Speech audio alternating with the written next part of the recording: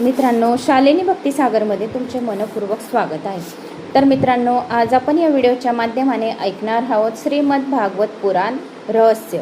तर बरेच काही आपले भागवत पुराण ऐकून घेतले आपण। चतुर्थ स्कंदावर आहोत आपण। तर एकूण 12 स्कंद आहे।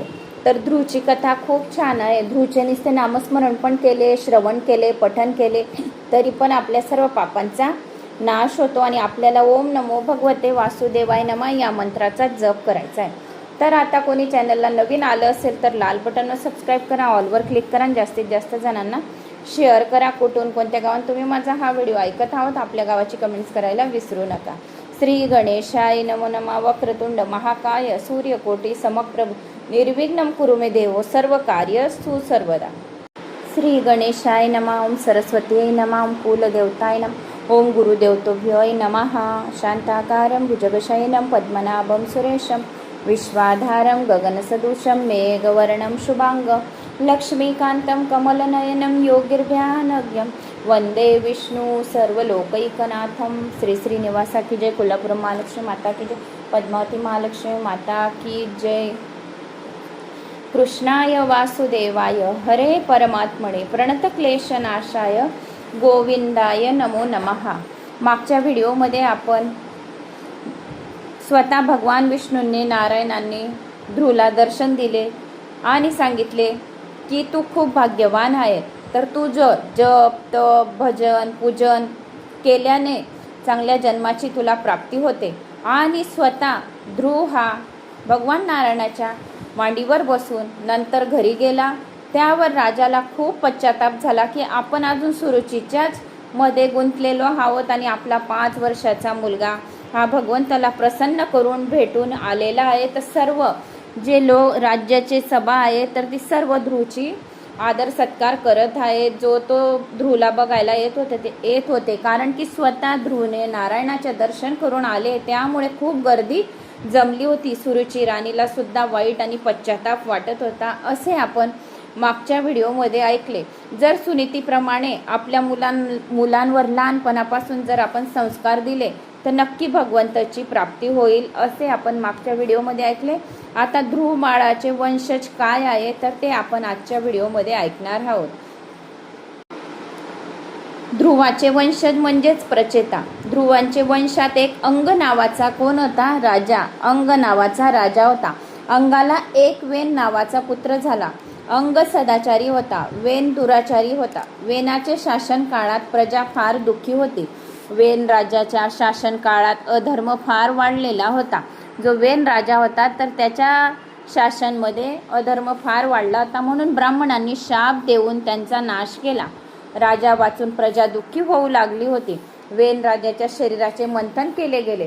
प्रथम त्यांच्या शरीरातून एक काळा पुरुष निर्माण झाला। खालच्या भागात पाप असल्याने प्रथम मंथन करून पाप बाहेर काढून टाकण्यात आले। नाभीचा खालचा भाग उत्तम नसतो, वरचा भाग उत्तम म्हटला जातो। नाभीच्या खालच्या भागाचे सुख घेण्यासारखे नसते। माणसाचा वरचा भाग अतिशय पवित्र असतो आणि पवित्र मानला गेला आहे। मग वरच्या पवित्र भागाचे बाऊचे मंथन केले, म्हणून त्यातून अर्चन भक्तिरूप पृथु महाराज प्रकट झाले। जर त्यांनी हृदयाचे मंथन केले असते तर साक्षात नारायण प्रकट झाले असते। पृथु महाराज म्हणजे साक्षात अर्चन भक्ती होय, म्हणून त्यांच्या राणीचे नाव अर्ची असे होते। अर्चन भक्तीत पृथु श्रेष्ठ होय। पृथु हे नामस्मरण केल्याने सुद्धा सर्व पापांचा नाश होतो। तो नित्य महाअभिषेक करीत असे, म्हणून त्याच्या राज्यात प्रजा सुखी होती। त्यांना अश्वमेध यज्ञही केले होते। या यज्ञात घोड्याला मोकळे सोडून त्यांच्या इच्छेप्रमाणे फिरून द्यावे लागते। जर कुठे घोडा थांबला नाही आणि तर यज्ञाचे त्याचे बलिदान करावे लागते। घोडा वासनेचे स्वरूप आहे। जर तो कुण्या विषयाच्या बंधनात फसला नाही तर आत्मस्वरूपात लीन होतो। जर वासना कुणाच्या विषयात बंधनात फसली तर विवेकाने युद्ध करून तिला शुद्ध करावे लागते। पृथूच्या या अश्वमेध यज्ञात इंद्राने बाधा उत्पन्न केली। इंद्र त्या घोड्याला घेऊन गेला। त्या यज्ञात अत्री महाराज बसले होते। पृथूच्या मुलाने घोडा परत आणला। त्यावेळी भगवंत प्रकट झाले। पृथूने भगवंताची प्रार्थना केली, भगवंत मला मोक्षाची इच्छा नाही, कारण की तेथे आपल्या कीर्तीची कथा ऐकण्याचे सुख मिळू शकत नाही। माझी एकच विनंती आहे, मला आपल्या गुणगाथेच्या श्रवणासाठी 10,000 कान द्या, जेणेकरून मी आपली लीला कथा सतत ऐकत राहीन. आपल्या एका पायाची सेवा भलेही लक्ष्मी माता करो, पण दुसऱ्या पायाची सेवा मी करेल. पृथ्वीराजाने धर्मानुसार प्रजेचे पालन केले आणि पृथ्वीच्या पोटात समाविष्ट झालेल्या कित्येक प्रकारच्या रसायनांचे दोहन केले. त्याने आपल्या प्रजेला वारंवार धार्मिक शिक्षण दिले. त्यांची इच्छा होती की त्याच्या प्रजेने धर्माचे मर्यादांचे पालन करावे. पृथ्वी महाराज गायी व ब्राह्मणाचे पालन करी. गाय गवत खाऊन दूध देते. ब्राह्मण सामान्य भिक्षेवर उदरनिर्वाह करून सर्वांना ज्ञानदान करतो. गायी व ब्राह्मण संतुष्ट झाले तर आजही प्रजा संतुष्ट झाले तर प्रजेला शक्ती व ज्ञान मिळते आणि त्यामुळे प्रजा सुखी होते. आजकालचे राज्यकर्ते असा विचार करतील तर आजही प्रजा सुखी होऊ शकते. संपत्तीपेक्षा चांगले संस्कार व धर्म यांची आवश्यकता राजा व प्रजेला अधिक वाटू लागले व वृद्धिंगत होईल, तेव्हाच देश सुखी होईल. पृथ्वी महाराज एकदा अर्चीसहित प्रजेला अधिक वाटू लागले की वृद्धिंगत होईल आणि पृथ्वी महाराज एकदा अर्चीसहित बसले होते.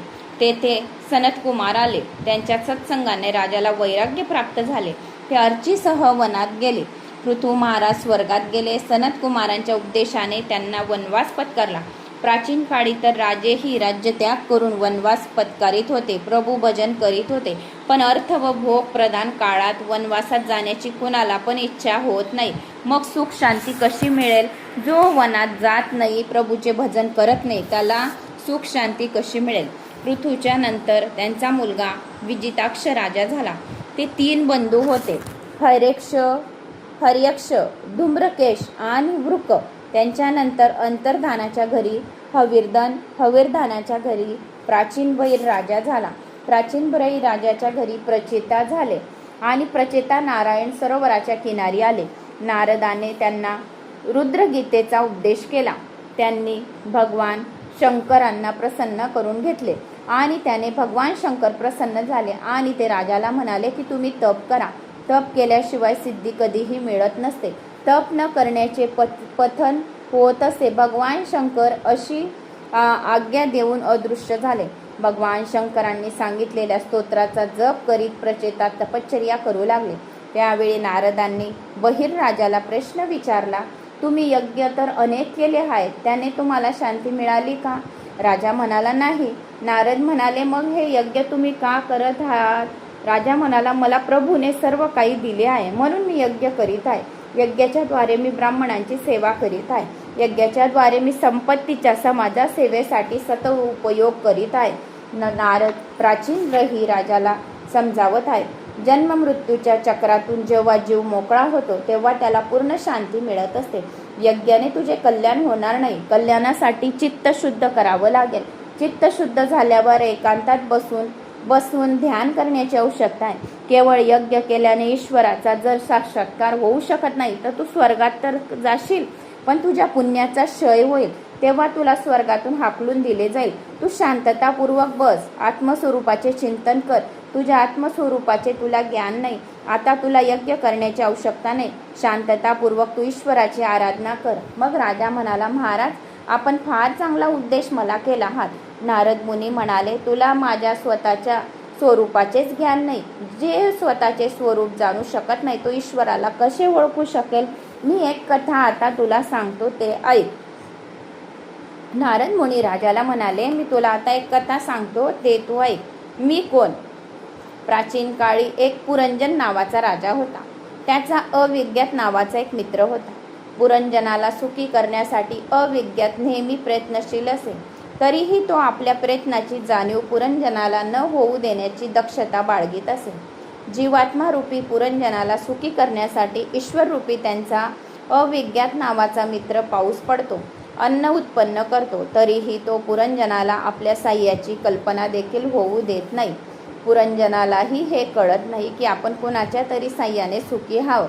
परमेश्वराची लीला अविज्ञात आहे. ते बुद्धी काय काम करू देत नाही. भगवान म्हणतात, खाण्याचे काम तुझे आहे व पचन करण्याचे काम माझे आहे. पंचमेन्य चतुर्विधम जीव भोजन करीत असतो व पचवण्याचं काम परमात्मा करीत असतो. पोटात देव अग्नीच्या रूपात वास करीत असतो. भगवान म्हणतात, भोजन केल्यानंतर तुझे काम झोपण्याचे आहे व माझे काम जागण्याचे आहे. असे समजा की आपण गाडी हा जीवात्मा यात्री, परमात्मा चालक.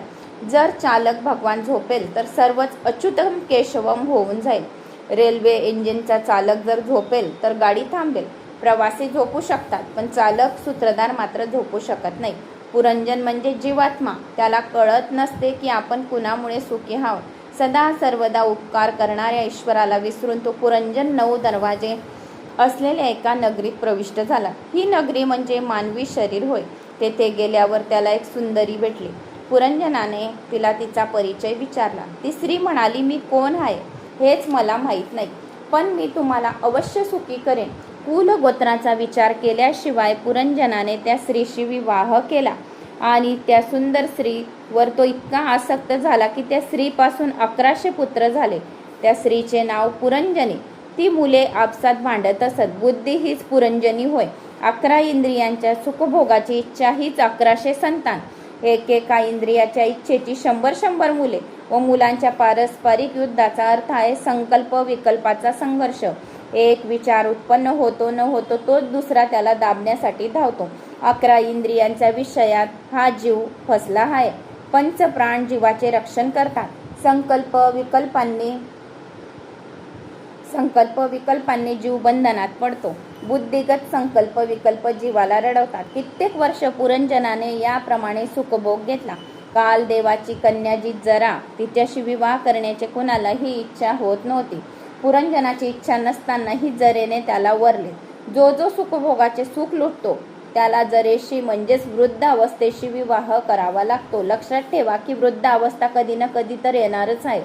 तारुण्य तर तारुण्यच, अर्थात तारुण्य हे जाणारच आहे. योगी कधी वृद्धी होत नसतो. नंतर एके दिवशी मृत्यूचा सेवक प्रज्वर आला. प्रज्वर म्हणजे अंतकाळाचा ज्वर. स्त्रीत अत्यंत आसक्त असणाऱ्या पुरंजनाने अंतकाळीही स्त्रीचे चिंतन करीत देह त्याग केला. परिणाम त्याला असा झाला की विदर्भ नगरीत कन्या रूपाने जन्म घ्यावा लागला. स्त्रीच्या चिंतनाने पुरंजनाला स्त्री व्हावे लागले. या उदाहरणाने पुरुषाने हे शिकावे की त्याने कुण्याही स्त्रीचे अधिक जास्त चिंतन करू नये, अन्यथा पुढील जन्मी साडी नेसावी लागेल, कुणाची पत्नी व्हावी लागेल, संतती होईल, अनेक दुःख भोगावे लागतील की ज्याची कल्पना जीवाला थरथरान सोडते. पुरंजन म्हणजे पुरुष, पण सतत स्त्रीच्या चिंतनाने त्याला पुढील जन्म स्त्रीचाच व्हावा लागेल. कुणी नेहमीसाठी स्त्री किंवा पुरुष राहू शकत नाही. वासनेला अनुसरून शरीर बदलत असते. पुरंजनाने केवळ तारुण्यातच पाप केले.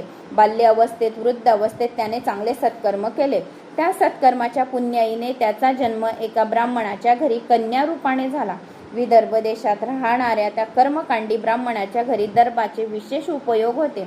मर्यादा पालन करण्याचे.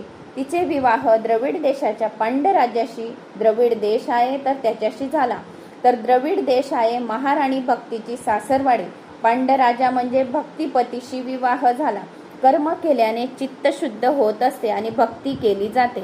लोक समजतात की भक्ती मार्ग अत्यंत सोपा आहे, पण भक्ती मार्ग अत्यंत कठीण आहे.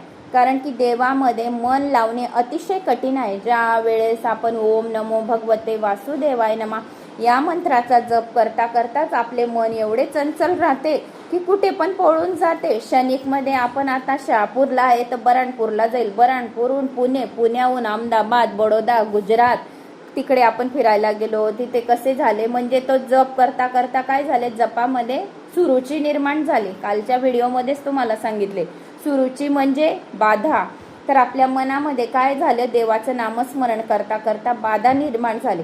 तर जोपर्यंत आपण संसाराच्या मोहाचा चिंता सोडणार नाही तोपर्यंत आपल्याला भगवंत प्राप्ती होणार नाही. म्हणून ज्या वेळेस जितका वेळ, अर्धा तास, पाऊण तास, जितका वेळ आपण देवाची भक्ती करत राहतो तितका वेळ आपल्याला भगवंताचंच नामस्मरण करायचंय आणि भक्तीमध्ये लीन व्हायचंय. म्हणून चिंतन करणे, भक्तीचा मार्ग हा अतिशय कठीण मानला गेलेला आहे. कारण कोणी म्हणतं की भक्ती मार्ग अत्यंत सोपा आहे, पण भक्ती मार्ग अत्यंत कठीण आहे. मर्यादा धर्माचे पालन केल्याशिवाय भक्तीचा प्रारंभ होत नाही. शेवटी परमेश्वराचा साक्षात्कार होण्यासाठी ज्ञान आवश्यक आहे. भक्त जो आहे तर पतीशी विवाह झाल्यानंतर तिला एक कन्या, 7 पुत्र झाले. कन्या म्हणजे कथा श्रवणात. जो कथा श्रवण करतो त्याच्या सर्व जन्मांचे पाप नाहीसे होते. वाचन केल्यापेक्षा श्रवण केल्याचे सर्वात जास्त महत्त्व सांगितले गेले आहे. या सत्संगात प्रीती, रुची याप्रमाणे भक्तीचा जन्म झाला आहे. 7 पुत्र म्हणजे भक्तीचे 7 प्रकार: श्रवण, कीर्तन, स्मरण, पाद सेवन, अर्चन, वद्यन, दास्य. तर असे हे 7 प्रकार भक्तीचे आहेत. तर कोणते कोणते आहेत 7 प्रकार? श्रवण पहिला, दुसरे कीर्तन, तिसरा स्मरण, चौथे पाद सेवन, पाचवे अर्चन, 6वे वंदन, 7वे दास्य. अशा 7 प्रकारची भक्ती सिद्ध झाली आहे. भगवंताचे नाम, रूप, गुण, प्रभाव, लीला यांचे कानाने काय करावे? श्रवण. मुखाने काय करावे? कीर्तन. मनाने काय करावे? स्मरण. असे क्रमशः केल्याने श्रवण, कीर्तन आणि स्मरण म्हणजे आपली भक्ती सिद्ध होते. भगवंत आपल्यावर प्रसन्न होतात. आता जो भागवत पुराण ऐकत असेल त्याला खूप चांगले चांगले स्वप्न पडत असतील आणि चांगले शुभ संकेत मिळत असतील, 100% गॅरंटीने सांगते. कारण भागवत पुराण आहे, भगवान नारायण स्वतः विराजमान आहे त्या भागवत पुराणामध्ये. तर स्वप्न तुम्हाला खूप चांगले संकेत देत असतील. स्वप्नामध्ये तुळशी दिसत असेल, शंख दिसत असतील, भगवान शिवशंकराचे दर्शन होत असेल, स्वप्नामध्ये पाऊस पडत असेल, स्वप्नामध्ये अगर खूप नोटा चिल्लर दिसल्या तरी सुद्धा खूप शुभ असते. काही लोकांची, पुराणे लोक जे होते ते काय म्हणायचे की स्वप्नामध्ये पैसे दिसायला नको, नवे कपडे घालताना दिसायला नको. पण असं काही नाही आहे. असे जर आपण करत राहतो तर हे अत्यंत शुभ आहे. आपल्या जीवनामध्ये अतिशय चांगले परिवर्तन दिसण्याला येते. जर स्वप्नामध्ये आपण खूप रेलगाडीच्या मागे धावत आहे, ट्रेनच्या मागे धावत आहे, आपण नुसते पळताना दिसत आहे, तर आपल्या जीवनामध्ये सुधार होताना तुम्हाला दिसेल. ज्यांनी इतके पुराण श्रवण केली तर त्यांची एवढ्या 4 वर्षात परिस्थिती तर सुधारलीच असेल थोडीफार. मला 100% गॅरंटीने सांगून देते मी, माझा अनुभव हा. तर स्वप्न सुद्धा खूप चांगले दिसत असणार. पाऊस जर आपल्या स्वप्नात दिसतो तर इंद्रदेवताचा आपल्याला साक्षात आशीर्वाद राहतो. आणि जर आपल्याला म्हणजे ज्वाला दिसत असेल, जळणाऱ्या वस्तू काही दिसत असतील तर ते सुद्धा अतिशय चांगलं असतं. स्वप्न जळणाऱ्या वस्तू काहीतरी दिसणाऱ्या, स्वप्नात जर दात तुटताना दिसत असतील तर सुद्धा स्वप्न चांगले असते. कारण की दात तुटताना आपल्याला नवीन दात येतात. दात तुटला म्हणजे तर म्हणजे नवीन जीवनात नवीन मार्गाची वाटचाल होत असते. काही स्वप्न असे सिद्ध राहतात. स्वप्नात स्त्री पुरुष कलश धरून दिसत असतील तर ते सुद्धा स्वप्नामध्ये अतिशय शुभ असते. ज्यांनी भागवत पुराण ऐकत असतील तर त्यांना एक वेळा तरी स्वतः नारायण तुमच्या स्वप्नात नक्की येतील, कोणत्या रूप धारण करून. एवढं मी 100% गॅरंटीने सांगून देते. जर तुम्हाला स्वप्न चांगले येत असतील तर कमेंट्स करून नक्की सांगा. या कोणतंही स्वप्न येत असेल तर मी तुम्हाला त्याचा अर्थ नक्की सांगेल. तर म्हणून भगवंताचे नामस्मरण जर केले आपण, श्रवण, कीर्तन, स्मरण म्हणजे आपली भक्ती काय होते? सिद्ध होते. भगवंताची पूजा अर्चना केल्याने भक्तीचा सिद्ध मार्ग सापडतो. भगवंताच्या मूर्तीला नुसतं वंदन केला म्हणजे भक्ती सिद्ध होते. या 7 प्रकारच्या भक्ती आहेत तर मी त्या तुम्हाला सांगितल्या. हे ध्रुवचे वंशज मध्ये हे वर्णन आलेलं आहे कथेचं.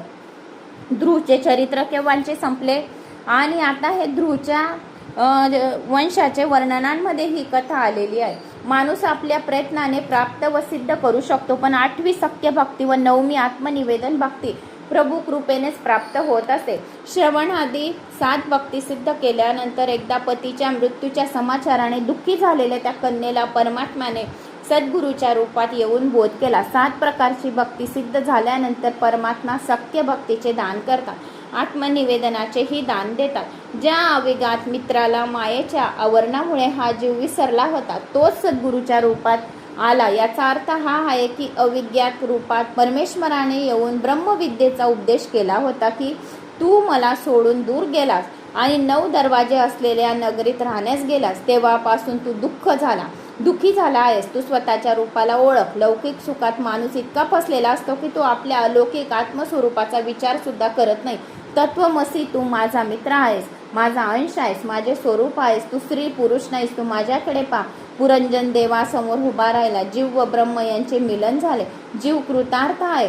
जीव काय आहे? कृतार्थ झालाय. तू पुरंजन राजा आहेस. तू कित्येकदा स्त्री झाला होतास व कित्येकदा पुरुष झाला होतास, तर तुझी तृप्ती झाली नाही. आता ही जगात कुठवर व किती भटकत राहणार आहे. परमेश्वराचे चिंतन कर, त्याचा आश्रय घे आणि स्वरूपात परमेश्वराच्या लीन व्हा, म्हणजे तुम्हाला मोक्षाची प्राप्ती होईल. तुझा जन्म कृतार्थ होशील. भक्ती मालिकेत अमरदासाची कथा आहे आता की एकदा अमरदासांनी आपल्या आईला विचारले, आई, मी तुझ्या लग्नाच्या वेळी कुठे होतो? तेव्हा आई म्हणाली, बेटा, माझ्या लग्नानंतर तुझा जन्म झालाय. तेव्हा मुलगा म्हणाला, आई तू तर चुकीचं सांगत आहेस. त्याही वेळी मी कुठेतरी असलोच पाहिजे. माझे ते मूळ ठिकाण कोठे आहे? आमची ही बुद्धी जाणत नाही. आमचे मूळ निवासस्थान कोणते आहे? म्हणूनच जीव या संसारात भटकत राहतो. याप्रमाणे नारदाने प्राचीन बहु राजाला पुरंजनाचे आख्यान ऐकवले. विषयात जीव इतका फसलेला आहे की आपण कोण आहोत त्याला कळत नाही. मग तो ईश्वराला कसे जाणू शकेल? आपल्या स्वतःला तो जाणू शकत नाही. ईश्वराला कसा ओळखू शकेल?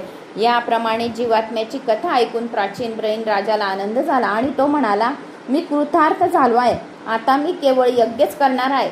तर भगवंत चिंतन करीत करीत भगवंतात विलीन होईल. कथा माणसाला त्यांचे दोष दाखवित असतात. त्याला ते दोषापासून मुक्त सुद्धा कथा ऐकल्याने करत राहतात. आपल्या दोषात जर काही दिवसभराचे दोष राहिले ना, आपण कथा ऐकली तर दिवसभराचे दोष आणि पाप नष्ट होतात कथा ऐकल्याने.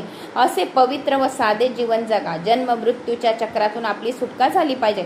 आत्मा परमात्म्याचा अंश आहे. जीवात्मा हा देहातून भिन्न आहे. जीवात्मा ब्राह्मण नाही, वैश्य नाही, तसे स्त्री सुद्धा नाही, पुरुष सुद्धा नाही. आत्मस्वरूपाचे ज्ञान झाले आहे. देहाचा विसर पडला तर मनुष्य याच जन्मे मुक्त होऊन जाईल. जग नाही असा अनुभव माणसाला येऊ शकेल, पण आपले स्वतःचे अस्तित्व मी पण माणूस विसरू शकत नाही. अहंचे विसरणे होणे शक्य नसते, कारण की या जगामध्ये प्रत्येक जीव सूक्ष्म जो आहे, सूक्ष्मापासून तर मोठ्यांपासून त्याला गर्व, अहंकार, इगो ॲटिट्यूड आहे. तर हा सर्व सोडून तुम्हाला भगवंताचे स्मरण करावे लागेल. तेव्हाच जीव हा सुटेल शरीरातून आणि आपल्याला मोक्षाची प्राप्ती होईल. प्रचेताने नारायण सरोवराच्या काठी जप केला होता. तेव्हा त्याचे समोर नारायण प्रकट झाले. जपाने मन शुद्ध होत असते. जपाविना जीवन सुधरत नसते. रामदास स्वामींनी स्वानुभवाने दास बोधात लिहून ठेवले आहे की 13 कोटी जप झाल्यावर ईश्वराचे प्रत्यक्ष दर्शन होते. किती? 13 कोटी जप जर आपण केले तर ईश्वराचे साक्षात आपल्याला दर्शन होते. जपाने पूर्वजन्माची पापे सुद्धा जळून भस्म होतात. जपाचे फळ तात्काळ मिळत नाही. असे वाटले तर समजावे, पूर्वजन्माची पापे अजून शिल्लक आहे. त्यांचा नाश अद्याप व्हायचा आहे. यासंबंधी स्वामी विद्यारण्याचे दृष्टांत पाहण्यासारखा आहे. स्वामी विद्यार्ण फार गरीब होता. द्रव्य प्राप्तीसाठी त्याने गायत्री मंत्राची 24 पुरंचरणे केली, परंतु त्यांना द्रव्य प्राप्ती झाली नाही. म्हणून थकून भागून त्यांनी संन्यास घेतला. त्यावेळी त्यांना गायत्री मातेचे दर्शन झाले. माता म्हणाली, मी तुझ्यावर प्रसन्न झाले आहे. इच्छा असेल ते माग. स्वामी विद्यारणी म्हणाले, माते, ज्यावेळी आवश्यकता होती त्यावेळी तू आली नाहीस. आता तुझी आवश्यकता काय आहे? हो, पण तू हे सांग की त्यावेळी का आली नाहीस? गायत्री माता म्हणाली, जरा मागे वळून पहा. स्वामींनी मागे वळून पाहिले तेव्हा त्यांना दिसले की 24 पर्वत जळत आहे. 24 पर्वत जळत आहे म्हणजे त्याचे सर्व पापांचे पर्वत जळत आहेत. तेव्हा त्यांनी मातेला विचारले, काय प्रकरण आहे? गायत्री माता म्हणाली, तुझे पूर्वजन्माची इतकी पापे होती की तू किती गायत्री मंत्राचा जो जप केला होता तर ते सर्व जपाने तुझे सर्व मागच्या जन्माचे 24 पर्वत जळाले. कित्येक पाप होती तर ते गायत्री मंत्राने जपाने तुझे पूर्वजन्माची खूप पापे होती तर ती जळाली. ती तुझ्या तपश्चर्याने जळत आहे. 24 पर्वता एवढी तुझी महान मोठी महान पापे भस्म झाल्यावरच मी तुला दर्शन दिले. कारण की जोपर्यंत पापे राहिली तोपर्यंत मी तुला दर्शन देऊ शकत नाही. मी शीघ्रतेने येथे आता आली आहे. जोपर्यंत तुझा पापाचा क्षय झाला नव्हता तोपर्यंत तुला भगवत प्राप्ती झाली नाही. म्हणून जोपर्यंत आपल्या पापाचा क्षय होत नाही तोपर्यंत भगवत प्राप्ती होत नाही. तुझ्या जीवाची आता शुद्धी झाली नव्हती, त्यावेळेस शुद्धी झाली नव्हती म्हणून मी तुला दर्शन दिले नव्हते. आता तुझ्या जीवाची शुद्धी झाली आहे म्हणून तुला दर्शन मिळाले. मी शीघ्रतेने येथे आले. तुझ्या पापाचा क्षय झाला होता म्हणून मी आता येथे आलेली आहे. तोपर्यंत माझे दर्शन तुला होऊ शकले नाही. विद्यार्ण म्हणाले, माते, आता मी शुद्ध झालोय. आता मला काहीही मागण्याची गरज नाही. आणि पुढे त्यांनी पंचदशी नावाच्या वेदांताचा एक उत्तम ग्रंथ लिहिला. भगवान नारायण प्रचेताने दर्शन देऊन आज्ञा केली की तुम्ही आता विवाह करा. विवाह करणे पाप नाही, गृहाश्रम भक्तीत बाधक नाही तर साधक आहे. 1-2 संताने झाल्यावर संयम पाळावा. अनेक जन्मापासून हा जीव काम वासनामध्ये भोगत आहे. विवाह केल्याने काम सुखाची स्थूल वासना दूर होते. ईश्वराची माया मनुष्याला 2 प्रकाराने मारत असे. विवाहिताला पश्चाताप होतो आणि अविवाहिताला पण पश्चाताप होतो. म्हणून म्हणत नाही का, लग्न करून पस्तावलो आणि लग्न का नाही झाले ते बी पस्तावलो. तर त्यामुळे विवाहिताला पण पश्चाताप होतो आणि अविवाहिताला पण पश्चाताप होतो. विवाह म्हणजे दोघी प्रकारचा पश्चाताप आहे. कारण गृहस्थामाचे वातावरण असे असते तितकी विषमता करावीच लागते. भगवंताने म्हटलेले आहे की रोज 3 मास नियमाने माझी सेवा कराल, स्मरण कराल, तरच तुला पाप करण्यापासून परावृत्त करेल आणि तुझे रक्षण होईल. एकसारखे 3 तास भगवत स्मरण करणाऱ्याला भगवंत पाप करण्यापासून परावृत्त करतो. पाप करताना जर मनात खटकले तर समजा की परमेश्वराची साधारण कृपा झाली. पाप करण्याची सवयच तुटली की समजा भगवंताची पूर्ण कृपा तुमच्यावर झाली. पाप न करणे मोठे पुण्यच काम आहे. पापाची माता आहे ममता व पिता हा लोभ आहे. त्याचा अवश्य त्याग करा. प्रभू सेवा जगत सेवा होय. प्रभू सेवेशिवाय देश सेवा सफल होत नसते. म्हणून रघुनाथाच्या कृपा संपादन करण्याचा नेहमी प्रयत्न करा. जितने तारे गगन में उतने शत्रु होय. जापई कृपा रघुनाथ की बाल न बाका होय. याचा अर्थ असा आहे की कोणतेही कार्य बुद्धी आणि शक्तीशिवाय होऊ शकत नाही आणि ती बुद्धी आणि शक्ती ईश्वराची आराधना केल्याशिवाय प्राप्त होत नसते. केवळ परोपकाराने ईश्वर प्राप्ती होऊ शकत नाही. परोपकार कित्येकदा ईश्वर प्राप्तीत बाधक ठरत असतो. भरत मुनींना या गोष्टीचा चांगला अनुभव आला होता. काळाचा अर्थ आहे की घंटा आणि प्रहर म्हणजे 3 घंटे. माणसाने कमीत कमी 3 घंटे प्रतिदिन भागवत गीता ह्या श्रीमद भागवत पुराण या ओम नमो भगवते वासुदेवाय नमः या मंत्राचा 3 तास कमीत कमी जप केला पाहिजे. म्हणजे आपले पर्वतासारखी मोठी मोठी पापे जळून भस्म होतात. म्हणून माणसाने कमीत कमी 3 घंटे प्रतिदिन जप स्मरण करणे अति आवश्यक आहे. भगवंत तुम्हाला संपत्ती नव्हे तर वेळ मागतात, त्यावेळी दिलेला पाहिजे. दुःखाचे कारण जे आहे माणसाचा आपला स्वभाव होय. स्वभाव सुधारणे मोठा कठीण आहे. मागच्या बी व्हिडिओमध्ये मी तुम्हाला सांगितले की स्वभाव सुधारणे मोठे कठीण आहे. देवाचे चिंतन करणे मोठे कठीण आहे. भक्ती मार्ग करणे मोठे कठीण आहे आणि स्वतःला सुधारून घेणे हे सुद्धा मोठे कठीण आहे. स्वभाव सुधारणं सर्वात मोठे कठीण आहे. म्हणून स्वभाव सर्वात अगोदर सुधारला पाहिजे. कोण काय करतंय टहालणी चपालणी काहीच नको.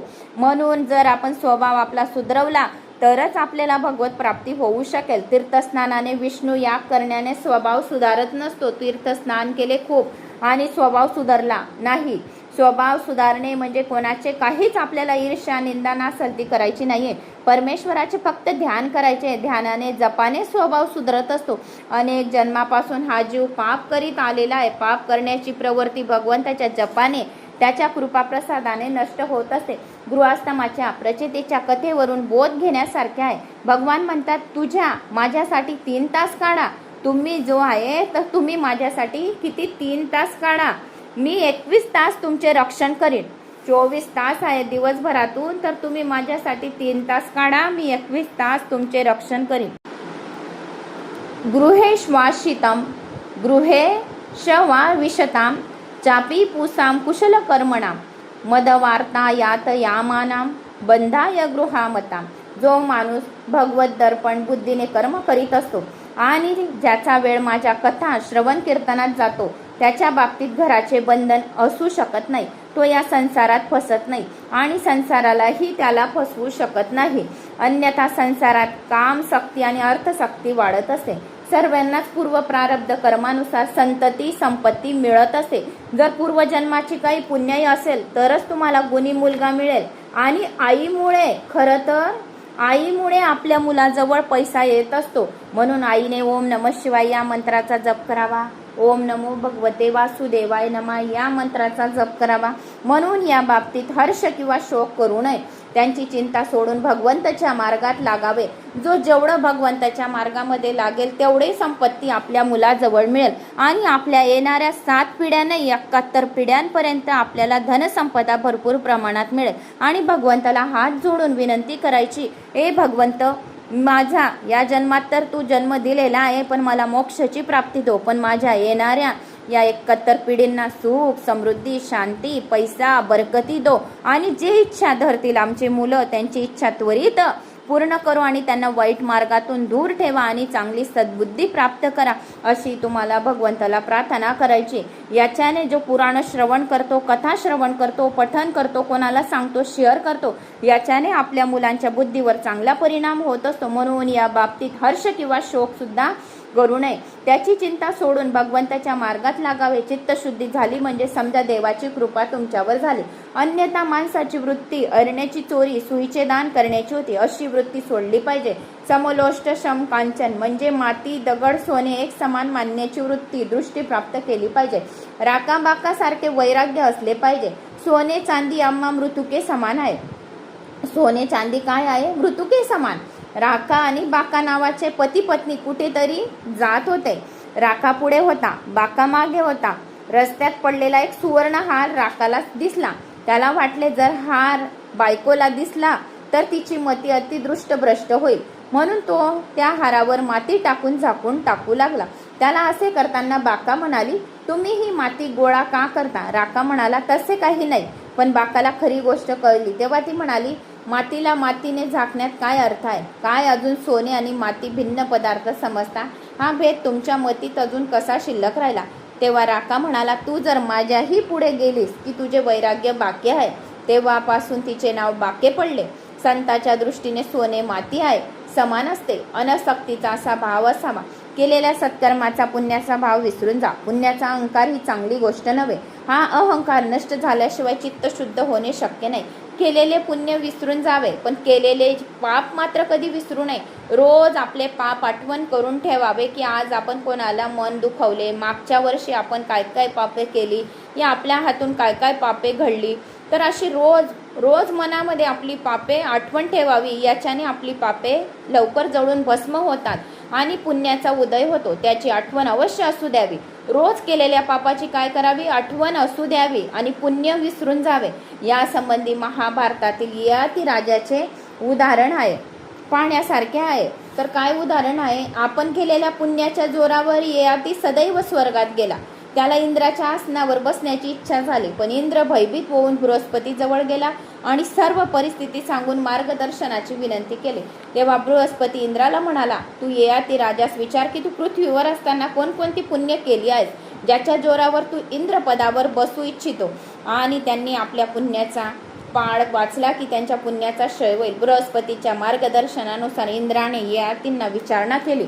ययातीने आपण केलेली पुण्य स्वतःच वर्णन करून सांगितली आणि त्यामुळे त्याचा पुण्याचा काय झाला? क्षय झाला. आपण केलेली पुण्य जेवढी जेवढी वाचून दाखवली तर त्याचा पुण्याचा काय झाला? क्षय झाला. ययातीचा बी काय झाला? पुण्याचे स्वतःनेच वर्णन करून घेतले. आपण जर काही दान धर्म केले, कोणतेही काही चांगले काम केले, जर सांगून दिले दुसऱ्याला, तर ते पुण्य आपल्या गणतीमध्ये डायरीत येणार नाही. पापाची जर पाप केलं असेल तर त्याचे गणना करत राहा वारंवार, तर ते तरी क्षय होईल पाप. त्याचे स्वर्गातून पतन झाले तर तो काय करणार होता? तो इंद्राच्या पदावर बसणार होता. पण मग त्याला काय विचारलं गेलं? बृहस्पतीने काय विचारलं की तू कोणती कोणती पुण्याची कामं केली, तर त्याने बृहस्पतीजवळ सर्व काही सांगून दिलं. त्यामुळे तो इंद्रपद घेऊ शकला नाही. शीने पुण्ये मर्तलोकम विशंती म्हणजे काय? नेहमी लक्षात ठेवा, आपण केलेल्या पुण्याचे आपण स्वतःच्या तोंडाने कधीही वर्णन करू नका. आणि हा श्लोक सुद्धा नेहमी लक्षात ठेवा. कोणता श्लोक? षडंगांदी वेदो मुखे शास्त्रविद्या कवित्वादी गद्यम सुपद्य करोती हे रंभ घ्रीपदे मनश्रेत लग्नम त ताम किम त ता किम त ता किम त ता किम म्हणजे काय? षडगांधी वेदाचे ज्ञान आहे. सर्व शास्त्र वर्णित विद्या मुखस्थ आहे. कवित्वमयी वाणीत सुंदर गद्य पद्य रचनेची शक्ती आहे. पण जर चित्त हरिचरणी रमत नसेल तर सर्व गोष्टी व्यर्थ होत. भगवंताचे प्रचेतांना विवाह करण्याची आज्ञा दिली. ते आपल्या घरी गेले. सर्वांचा विवाह झाला आणि सर्वांना एक एक पुत्र झाले. सर्व प्रचेता पुन्हा नारायण सरोवराच्या काठी गेले. ते नारदाला म्हणाले, गृहस्थामाच्या विलासी जीवनात आम्ही सारे विज्ञान विसरून गेलो आहोत. आम्हाला आमच्या ध्येयाचा विसर पडला आहे. गृहाश्रमात विषमता बाळगावी लागते, त्यामुळे ज्ञान विस्मृती होत असते. शिवशंकर भगवानांनी आम्हाला उपदेश दिला होता, तोही आम्ही विसरून गेलो आहोत. आम्हाला तुम्ही पुन्हा उपदेश करा. साऱ्या जगाला कुणीही संतुष्ट करू शकत नाही. जगाला प्रसन्न करणे फार कठीण आहे. एकदा कुणी पिता पुत्र एक घोडा घेऊन जात होते. मुलगा बापाला म्हणाला, तुम्ही घोड्यावर बसा. रस्त्यात काही लोक म्हणाले, हाय हा बाप किती निर्दय, स्वतः घोड्यावर बसला आणि आपल्या लहान मुलाला उन्हात पायी चालवायला लावत आहे. हे ऐकून बाप पायी चालू लागला आणि मुलाला घोड्यावर बसवले. इतक्यात काही लोक काय म्हणाले, हा मुलगा किती निर्लज्ज आहे, आपण स्वतः तरुण असून घोड्यावर बसला आणि म्हाताऱ्या बापाला पायी चालवायला लावत आहे. हे ऐकून पिता पुत्र दोघेही घोड्यावर बसले. रस्त्यात आणखी काही लोक म्हणाले, किती निर्दयी आहे, दोघेही चांगले गलेलठ्ठे आहेत, चांगले आहेत आणि लहानशा घोड्यावर बसले आहेत. त्याच्या भाराने घोडा दबून मरून जाईल. या लोकांचे भाषण ऐकून दोघंही पिता पुत्री पायी चालू लागले. पुढे रस्त्यात आणखी काही लोक म्हणू लागले, हे लोक किती मूर्ख आहेत, जवळ घोडा असून सुद्धा पायी चालत आहेत. एक बसला तरी टीका, दोन बसले तरी टीका, तीन बसले तरी टीका आणि खाली आहे तरी पण टीका. जगात कसे राहावे, कसे वर्तन करावे हेच समजत नाही. पण परमेश्वराला प्रसन्न करणे इतके कठीण नाही. जो परमेश्वराला प्रसन्न करू शकतो तो जगाला सुद्धा प्रसन्न करू शकतो. कारण भगवंत जगाचे उपादान कारण आहे. रामचंद्र कुटील माणसाशी सरळ व्यवहार करीत होते, परंतु कृष्ण सरळाशी सरळ आणि कुटिलांशी कुटील व्यवहार करीत होते. कृतम प्रतिकृतम कुर्यात यश धर्म सनातनम, हा आहे या दोन अवतारातील फरक. जगाला तर प्रभू रामचंद्रही प्रसन्न करू शकत नव्हते, मग सामान्य माणसाला काय शक्य होईल. समाजाला राजा नव्हे तर संत सुधारू शकतात.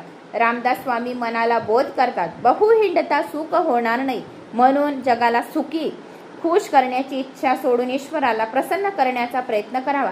प्रभूला प्रसन्न करण्याचा प्रयत्न करावा. प्रभूला प्रसन्न करण्याचे 3 मार्ग नारदांनी 4थ्या स्कंदामध्ये सांगितलेली आहे. तर कोणती? दयाया सर्वभूतेषु संतुष्टा येन केनवा सर्वेंद्रियोपशांत्या चतुष्यत्याशु जनार्दनम. म्हणजे काय? जीव मात्रावर दया, जे काही मिळेल त्यात संतोष, सर्व इंद्रियांचा संयम, या 3 उपायांनी परमेश्वर लवकर प्रसन्न होतो. काय? कोणत्याही जीव मात्रावर काय करायचे? तुम्हाला दया करायची. जे काही मिळेल त्यात काय ठेवायचंय? संतोष. आणि सर्व इंद्रियांवर काय ठेवायचं आहे? आपल्याला संयम. या 3 उपायांनी आपल्यावर परमेश्वर लवकर प्रसन्न होईल. या 3 गोष्टी जो कोणी आचरणात आणेल त्याची भगवान त्या लोकांवर भगवान कृपा करीत असतात. सर्वच इंद्रियांना संयमित करा आणि विषयात त्यांना रमू देऊ नका. संयमाशिवाय जीवन सुरळीत चालू शकत नाही. विष पोटात गेले तरी माणूस मरतो, त्याच्या चिंतनामुळे नव्हे, पण उपभोग न घेता केवळ विषयाच्या चिंतनामुळे सुद्धा माणूस मरून जातो. म्हणूनच विषय जो आहे तो विषापेक्षा घातक आहे. विषय काय? विषापेक्षा घातक आहे. त्याचा विषाप्रमाणे त्याग करा. विदुर म्हणाला, मी ऐकले आहे की मला त्याचे चिंतन करावे लागेल आणि मीच ईश्वरापासून वेगळा झालो आहे, मीच पुरंजन आहे असे समजून कथेचे वारंवार चिंतन करा. मैत्र्याने विदुरीला ही कथा ऐकवली. विदुराला मुक्ती मिळाली. प्रचितीची कथा वक्ता आणि श्रोता यांचे पाप भस्म करणारी. जो कोणी वक्ता आणि श्रोता जो ऐकेल आणि जो सांगेल तर दोघांची पापे 7 जन्माची त्वरित भस्म करणारे ही कथा होते. हरे राम राम राम हरे हरे, हरे कृष्णा कृष्णा कृष्णा हरे हरे. 4th स्कंदम समाप्तम. तर मुद्दामच हा व्हिडिओ मोठा झाला, थोडा एकच पेज बाकी होतं 4th स्कंदाचं. मग म्हटलं आपण पूर्ण करून घेऊया. म्हणजे आपले 12 स्कंद आहेत, तर 12 स्कंदमधून 4 स्कंद आपले पूर्ण झालेले आहेत. तर आता उद्यापासून आपण 5वा स्कंद सुरुवात करणार आहोत. तर मित्रांनो, मला अशी आशा आहे की तुम्हाला माझा हा व्हिडिओ आवडला असेल. आवडल्यास लाईक शेअर सबस्क्राईब नक्की करा. तर आता आपण मधुराष्टकम ऐकूया. अधरम मधुरम वदनम मधुरम नयनम मधुरम हसितम मधुरम हृदयम मधुरम गमनम मधुरम मधुराधिपतिरेखिलम मधुरम वचनम मधुरम चरितम मधुरम वसनम मधुरम वलितम मधुरम चलितम मधुरम भ्रमितम मधुरम मधुराधिपतिरेखिलम मधुरम वेणु मधुरो रेणु मधुरा पाणि मधुरा पादु मधुरा नित्यम मधुरम सख्यम मधुरम मधुराधिपतिरेखिलम मधुरम गीतम मधुरम पीतम मधुरम भुक्तम मधुरम स्वप्तम मधुरम रूपम मधुरम तिलकम मधुरम मधुराधिपतिरेखिलम मधुरम करणम मधुरम तरणम मधुरम हरणम मधुरम रमणम मधुरम वमितम मधुरम शमितम मधुरम मधुराधिपतिरेखिलम मधुरम गुजा मधुरा माला मधुरा यमुना मधुरा वीची मधुरा सलिलम मधुरम कमलम मधुरम मधुराधिपतिरेखिलम मधुरम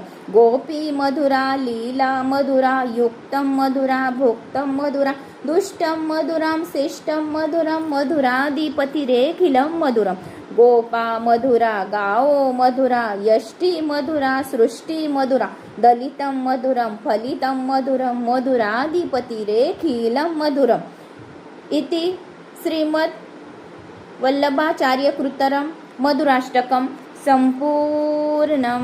लाईक शेअर सबस्क्राईब.